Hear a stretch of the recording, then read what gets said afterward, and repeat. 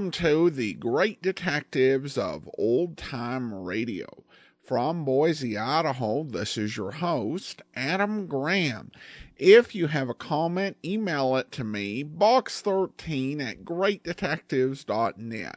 Follow us on Twitter at Radio Detectives and become one of our friends on Facebook. Facebook.com/Radio Detectives. I do want to encourage you to check out my wife's business at Ashira Clips. Go to Lila Rose, Lilla Rose.biz/Ashira, ASHIRA. There you'll find a wide variety of different hair clips, hairpins, and headbands, and a wide variety of attractive designs meant to appeal to the taste of a wide variety of different women. Plus, the clips come in different sizes to fit different hair types. They make nice little gifts. You can check it out. Go to Lila Rose, Lilla Rose.biz/Ashira. And today's episode is Kenneth Prangle, Polo Player.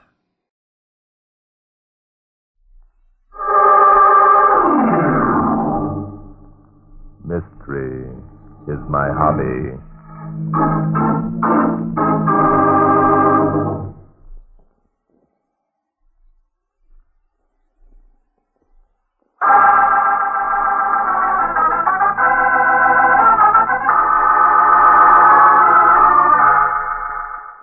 I had received another of those mysterious phone calls. This time, the speaker urged me to go at once to the Matthews estate on Long Island. Kenneth Prangle, the famous polo player, was in danger of being murdered. Now, I had a strong suspicion that my good friend Inspector Noah Danton was responsible for the call. And this time, much to the old gentleman's astonishment, I was comfortably seated in the police car when he entered, saw me, grunted, and gave directions to the driver. Well, Inspector, here we are again. Yeah. And what I want to know is how come Barton Drake always shows up when there's something hot in the offing? You should know, Inspector. What do you mean I should know? Nothing, except that the man who called me this morning said that you had been notified. Notified of what? That Kenneth Prangle is in danger of being murdered this afternoon. Ha! Lot of nonsense. Perhaps. On the other hand, this isn't the first time Prangle has come close to a tragic end. Friend of yours? I've met him once or twice, although he probably won't remember me. My picture of Prangle is that he has two careers, polo and women. What's the connection? Pringle's been unfortunate in attracting women who have made, shall we say, previous commitments. Married dames, eh? Right. Nothing new about that. He's a dashing fellow, this Prangle. And the fact that he's Eastern polo champion adds to his allure. Those horseback riders. Say, that reminds me. Yes, Inspector? This Paul Matthew, the guy who owns the place where we're going now, isn't he an Englishman with a lot of money, kind of old? That's right. Yeah. Recently he married young and beautiful Diane Carver. They're very happy, I understand. Yeah. I remember reading about it. She used to play around with Prangle before she married Matthew. Oh, calm, Inspector. Let's not be gossipy. It's beginning to make sense. Matthew throws a big party at his Long Island estate, invites Prangle, then calls us and says Pringle's going to be knocked off, huh? To me, Inspector, that hardly makes sense. A man who contemplates murder does not invite the police to witness a crime. Then who did make the telephone call? That, Inspector, is what we'll have to find out. Well, here we are, Inspector. Well, rather extensive ground. Yeah. Matthews must still be in the chip. Hey, what are those people doing over there? They appear to be engaged in an archery contest. Stop here. Looks like an important gathering. Some of those faces are quite famous. Yeah. And who are we going to tell them we are? Welcome. Hello there. Well, hello. Where did you come from? I was walking behind the shrubbery, wishing that something exciting would happen, and it did. Oh, so? You arrived. You won't disappoint me, will you? Yeah. Well, I will do my best. Oh, now I know. Know what? You're Bill Rogers, and this must be your father. Father? Well, look I'm here. Diane Matthews. Paul said you were coming. You're friends of his brother Charlie, aren't you? Well, as a matter of fact, Paul didn't say that Bill Rogers was... Well, I mean, I never did think of any of Paul's friends as being so young and... attractive. Thank you. Good gosh, he's eating it up. Let's go up and meet Paul. He's dying to see you. Splendid. Come along, Dad. Now, listen, I'm not going to... Oh, good gosh.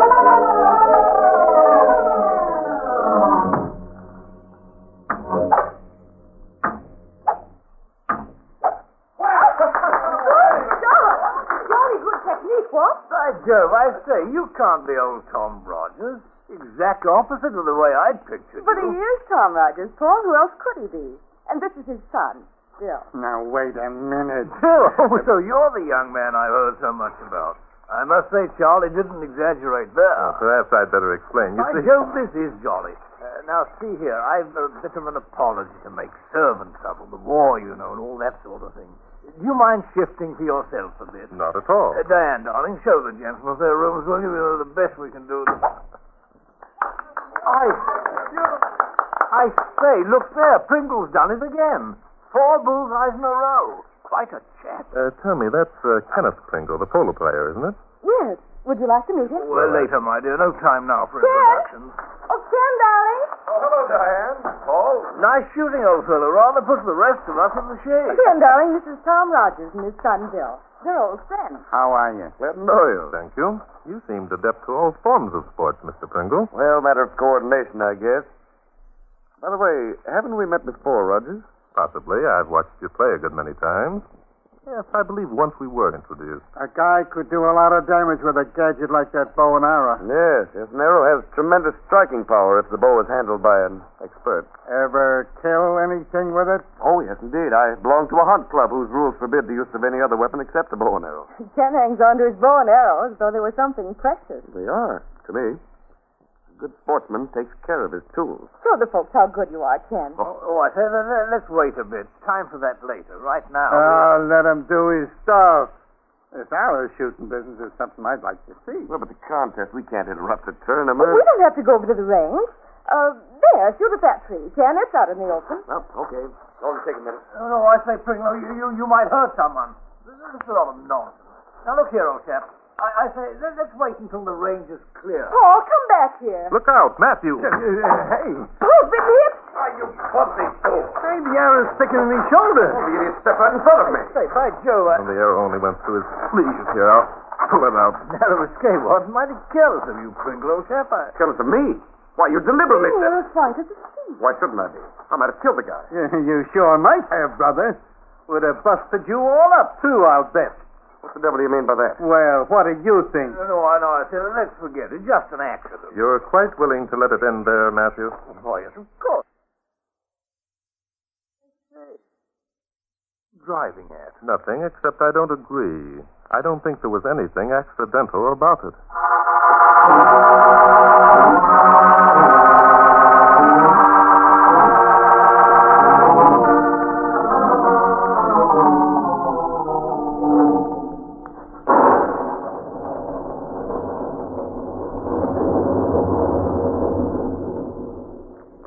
I don't get it, Bart.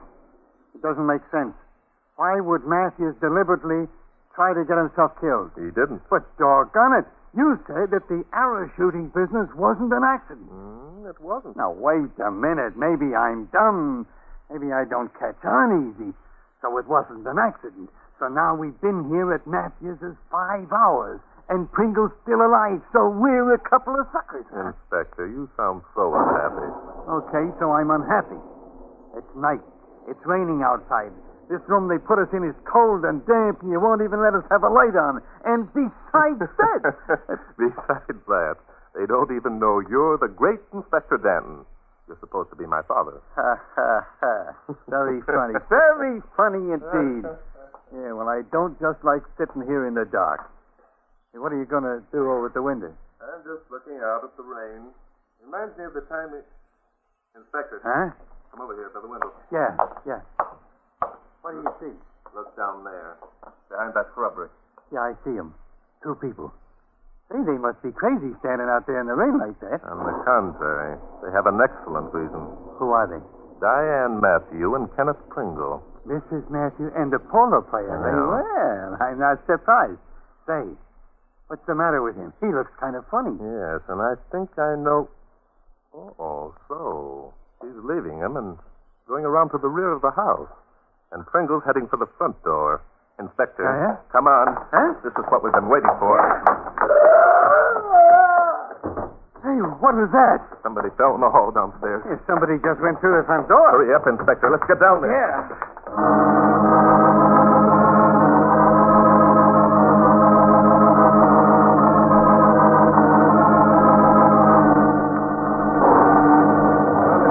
It looks as though we're too late. I say, what's all the rumpus about? This is great. Jumping Judas, look at that guy on the floor. An arrow stuck right through his throat. Yes, as I expected. Somebody killed by an arrow that was shot by the hand of an expert.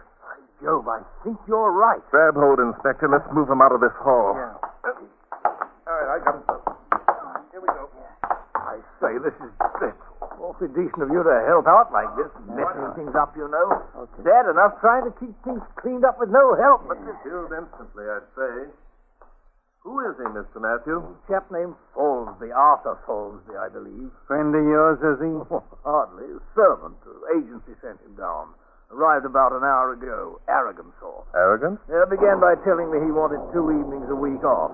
Must have comfortable quarters, an increase in wages at regular intervals, and all that sort of thing. So, did any of the other servants know him? Oh, I couldn't say, really. Well, somebody must have known him. Somebody must have wanted him eliminated. Say, you don't think the chap was deliberately murdered? Oh, no. He stuck that arrow in his throat because it tickled. He liked it. Look here, aren't you being a bit sarcastic? I say, what's the meaning of all these questions? What I mean is, it should be I who does the questioning, shouldn't it? Well, now, think of that. He wants to know. Dad, Huh? Mr. Matthew is right. Now, listen. This is a serious matter, Mr. Matthew. I think we'd all better explain exactly where we were when Fallsby cried out. Later, we'll give the others a chance to do likewise. Good idea. It'll be necessary to notify the police, I suppose. Oh, possibly we can have the thing cleared up by the time they arrive. The police? Dad, Huh? you see, Dad and I were up in our room. We heard the screams and immediately came down to investigate. Yeah, saw you myself. Clear as you two chaps, all right. Thank you, sir. And now, where were you, old thing? I? Well, in the kitchen, of course. I thought you knew. No, we didn't know. We are not mind readers. What were you doing in the kitchen? Well, really? I was talking to Fallsby. Oh, talking to Fallsby. So someone walked in with an arrow. Dad, suppose we let Mr. Matthew tell us exactly what happened. Huh? Right. Really, Rogers, I can't understand your attitude. I was giving Fallsby his instructions, assigning him a room, that sort of thing, when the doorbell rang. The front door. Yes, Fallsby, I say just pop out there and see who it is. A good chance to do your stuff. And did he pop? Precisely. And what did you do? Oh, I sat in the kitchen and waited. Wanted to give Fallsby a chance, you know. Then what happened? Well, really, it was the same thing that happened to you. I heard the front door open, then Fallsby gasped. I jumped forward and ran forward to the rescue. Matthew to the rescue, eh? Yes, I got there too late, though. Culprit was just escaping through the front door when I rushed into the hall. Thank you, Mr. Matthew. Now, I think perhaps you're right. We'd better notify the police. The police. Now, look. Hey, Joe! What is it, Mr. Matthews? Yes? I say, this is awkward. What the devil are you talking about? Yes, my soul, this is really... Now, look here. This jacket that fellow's wearing, it's mine. Oh, so? Yours. Well, now. Yes, I remember. You were wearing it this afternoon. That means that whoever murdered Fallsby intended you to be the victim, Mr. Matthew.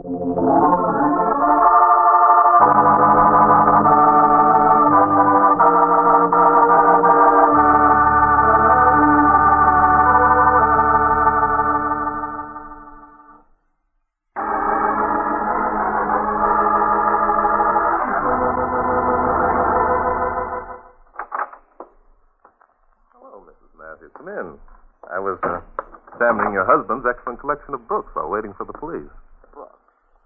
Such a boring way to pass the time. Don't you think, Bill? Well, that depends upon what substitutes there are. Oh, you're cute. Would I do for a substitute? Does that answer your question? Bill, you're marvelous. Tell me, who do you think murdered that man, Fallsby? Any of a dozen men to whom your husband would appear as an obstacle? How amusing.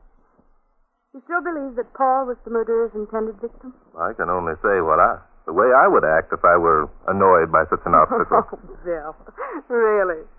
You are a very beautiful woman, Mrs. Matthew. Or may I call you Diane? Oh, please do. Bill. Splendid. As your husband would say, this is jolly. Isn't it? Bill, Yes? you're really very charming yourself. Well, thank you. Do you mind if I sit here? Well, not at all. Your husband... Oh, Paul. He's so stuffy. No, shall we say, romance between us. I see. Mr. Pringle, then? Ken, what do you mean? Oh, a man has his honor. I wouldn't want Pringle to feel that I was... beg your pardon. I'm sorry, but I saw you and Pringle earlier this evening standing out in the rain. Well, what difference could that make? Forgive me, I didn't mean to upset you. By the way, Edna wanted me to give you her love. Edna? My sister, Edna Rogers. You remember her, of course. Oh, yes. How is dear Edna? Splendid. Except for one thing. Oh, really? What's that? I have no sister Edna. Very clever of you, Barton Drake. At your service. Mrs. Matthew, would you mind telling me why you pretended not to recognize Inspector Danton and me this afternoon? I had my reasons. And your husband and all the others, they had their reasons too? How should I know? The others mean nothing to me. Including Kenneth Pringle? Oh, what are you getting at? That Inspector Danton and I saw you and Pringle in, well, rather an amorous position. So So what? I think that Pringle's madly in love with you. So much in love that he would remove any obstacle that stood in your path to freedom and your husband's fortune if you asked him to. You're being insulting. Am I? There's only one other person in this house who is skilled enough at archery to take a quick shot under cramped conditions and drive an arrow through a man's throat. And who is that? Mr. Expert on crime. The name of that man is... Where is he? Where's my husband? Now, don't tell me he isn't here, because I know better. Just a minute, lady. Hey, put down that bow and arrow. Excuse me, Mrs. Matthew. I think you're a louse, Barton Drake. Don't stand there like an idiot. Tell me where my husband is, or Lady, if you whack me with that thing again, I'm going to... Something wrong, Inspector? So you're him. You're the one who put the ad in the paper. You're the one who made Just my a husband... minute, madam. I don't know whom you mean by him. My name is Barton Drake, and this is Inspector Noah Danton. Now, don't try... Oh, the police. Yes. Oh, got here ahead of me, huh? Now, that's what I call service. Look, lady, stop talking in riddles. What are you doing here? Who are you looking for? What's your name? Falsey. Beatrice Falsey. Arthur, that's my husband, and I had a fight, see? He'd been drinking again. I told him unless he quit, I'd kill him. Well, now, how did you make out? I haven't found him yet. Huh. That's why I came here. What made you think your husband was here, Mrs. Falsey? The ad, it was in the paper, see? He underlined it and then threw the newspaper away, and, well, I found it. So I called the police. You didn't call the police just because your husband answered an advertisement. You bet your life I did. He took the money, all of it. It was hidden in a pantry, and I'd spent years saving it up. He left a note saying I'd never see him again. I say, what's going on here? Oh, here, I'll go remove that raincoat, will you? You're dripping all over the floor. Frightful, man. Isn't that just too bad? I'm not removing nothing till I find Falsey. Falsey? Oh, the dead chap, you mean? Dead? Falsey dead? Oh, Matthew, you talk too much. I'm sorry, Mrs. Falsby. Your husband was accidentally killed an hour ago. Falsey killed? Oh, no. With a bow and arrow, like the one you've got in your hand. Where did you get it? We can't be dead. Oh, not Falsey. He wasn't much good, but he was mine. I say, that bow and arrow the old girl has, it's Pringle's. Pringles. Are you sure? Sure, I'd know it anywhere. Inspector, I think we'd better have a talk with Kenneth Pringle. You can say it now, Drake. Start talking. Pringle. Yes, and the beautiful Diane, which doesn't surprise me in the least. How subtle you are, Mr. Drake. I say, Pringle, old chap, put that gun away, will you? You know, it might go off and hurt someone, you know. It's exactly what Kenneth has in mind, Paul. In a minute, it's going off and hurt everyone, including Barton Drake. Drake? What's all this talk about Drake? Who's Drake? Now, see here. Just a minute, Matthew. I'm Drake, Barton Drake, private investigator, and this is Inspector Noah Danton. No, but look here, I thought No, you you didn't think I was the son of your old friend Tom Rogers. You knew who I was from the first. You all knew. And now I know the reason for your pretense. I also know who murdered Arthur Fallsby. Give it to him, Ken. Kill him. He knows you murdered Fallsby. You'll go to the chair. You killed him. You killed my husband. Hey, put down that bow. Look out, Inspector.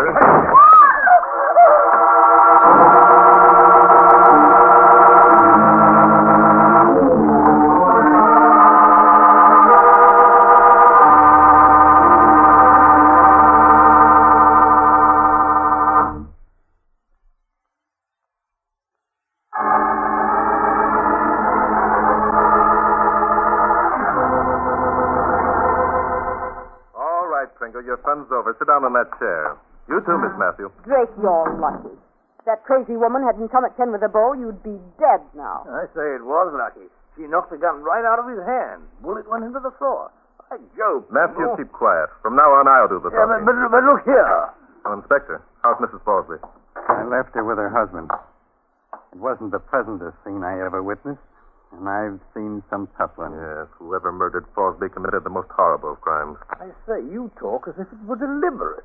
Accident, you know. Oh, was it? Pringle, you're about as stupid as any man comes. A man of your reputation who'd let a woman... Don't believe him, Ken. He's trying to trap you into admitting that you murdered Fallsby. But I didn't murder Fallsby. That's what I've been trying to tell you. I didn't murder him. No, that's right, Pringle, you didn't. But Mrs. Matthews thinks you did. What do you mean? I know. I mean, you're crazy. You don't know what you're talking about. I know exactly what I'm talking about. You met Pringle outside tonight in the rain.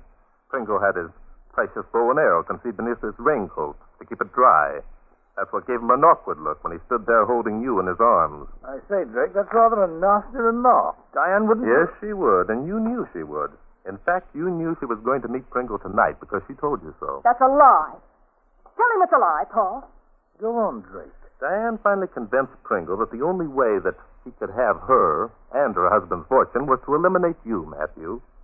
She knew that you'd be tormented by thoughts of her being in the arms of another man, and sooner or later you'd come looking for her. Pringle was supposed to kill you as you stood in the lighted doorway. Am I right, Pringle? Yes.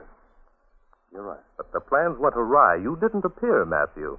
Diane went around back to see if you were in the kitchen, and then Pringle's courage failed him. He tossed his bow and arrow in the bushes, intending to get it back later. That is the most ridiculous... Sit down, Matthew. No, please, I've something I want to say. Drake, that was clever of you.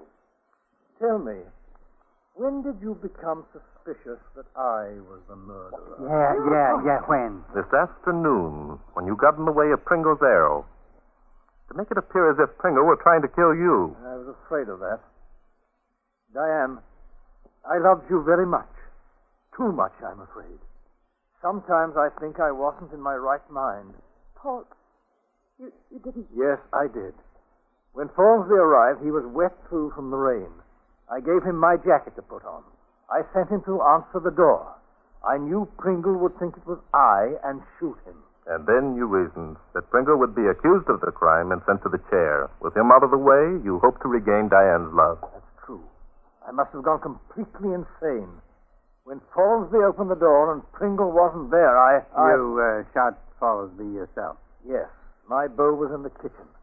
I wanted everyone to think that Pringle had tried to kill me, and now... He's got a gun. Oh, there's no need to be alarmed. None of you will get hurt if you do exactly as I say. Drake, to satisfy an old man's curiosity, how were you so sure? It was your remark to Mrs. Fallsby that furnished the missing link in the chain of circumstances, asking her to remove her raincoat because it was dripping on the floor. If Pringle had shot Fallsby, he would have had to step into the hall because the location of Fallsby's body, where he fell. Now, it was raining hard, you remember? Yet when the inspector and I came downstairs, the floor on the hall was absolutely dry. I see. Very clever. Goodbye, Diane. I did love you, you know. So much. Hey, he's gonna... He shot himself right through the temple. Yes. Well, it's probably best. But sometimes it isn't pleasant to have mystery for a hobby.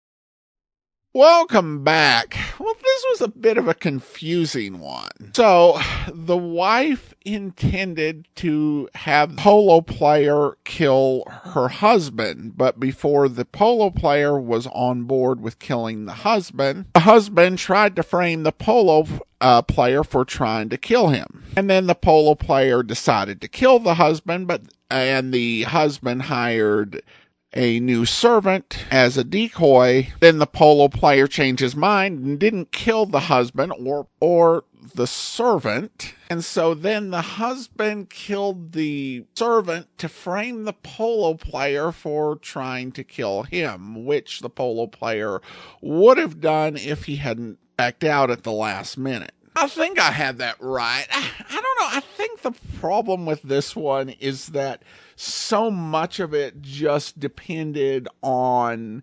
coincidences and people changing their mind and not changing their mind. I will say that I did enjoy how much Inspector Danton was put out by being mistook for Barton Drake's father. Even though that he knew that everybody recognized him and knew that he was actually the famous Barton Drake. So it's weird he has this expectation of people recognizing him right away. I mean, not even Nick Carter would have that, and Nick Carter could have a bit of an ego on him. At any rate, we turned to listener comments and feedback and got an interesting one regarding episode 3402. Over on the website, John shares this observation. The friends enjoyed being horrible to each other. I guess you could say that misery was their hobby. I don't know what else there's to say to that, except thank you so much for the comment, John. I laughed out loud, really laughed out loud when I first read that great comment. Well, I do also want to go ahead and thank our Patreon supporter of the day. Thank you to Alex, Patreon supporter since August, currently supporting us at the rookie level of $2 or more per month. And that will do it for today. If you enjoy this podcast, please rate it wherever you download your podcast from. And we also welcome reviews. Join us back here tomorrow for yours truly, Johnny Dollar, and we'll be back next Thursday with another episode of Mystery is My Hobby. In the meantime, send your comments to box13@greatdetectives.net. Follow us on Twitter at Radio Detectives and become one of our friends on Facebook, facebook.com/Radio Detectives. From Boise, Idaho, this is your host, Adam Graham, signing off.